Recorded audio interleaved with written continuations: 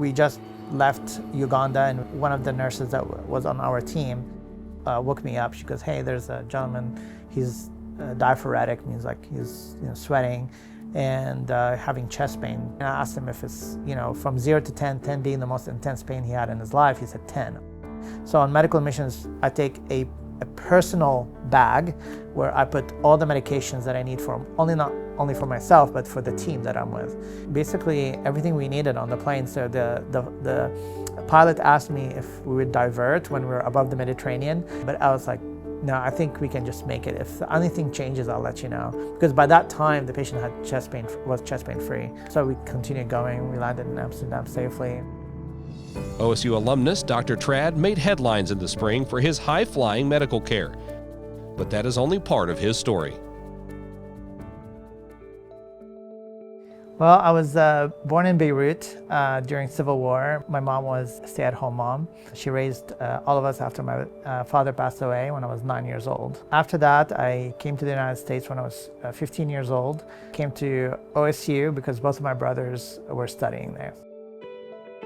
So it started out, I didn't know what field I wanted to go into. So I was taking some science classes, I'm taking some art classes. So then I changed my mind because of one of the advisors that I had. She was great. She identified that I was pretty good in science, and she told me I should pursue medical school. That simple suggestion led Dr. Trad to 16 years of medical education within the OSU system. He's now a practicing cardiologist and has founded a network of nonprofit clinics at home and abroad.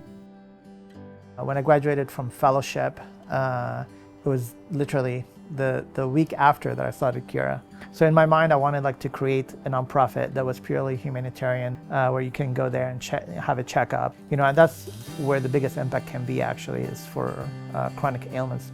We just ask, do you or do you not have interest? If they say no, you walk in. So we want to kind of have like a closed circle, a closed loop system, where the patient is seen, taken care of in multiple different ways, getting their imaging, getting their labs, and getting their medicine in one place.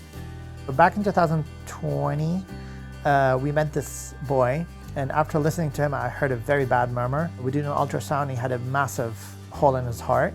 Raised money to help him, and during this trip, he met us and he was dancing, and he said that he wanted to be a doctor when he's older. So now he's 8 years old and he is very healthy.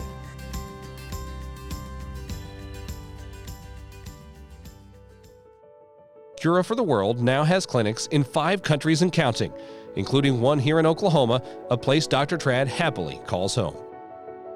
I lived more here than I've lived in Lebanon. I'm 42 and I have a kid who's 4. And I'm married to a girl from Oklahoma. So it's like after a while you have to pick where home is, right? So, and I chose Oklahoma, and mainly because of OSU, honestly. It makes me feel extremely proud because without the tools that I was given, I would not have accomplished any of this. So it basically created who I am today.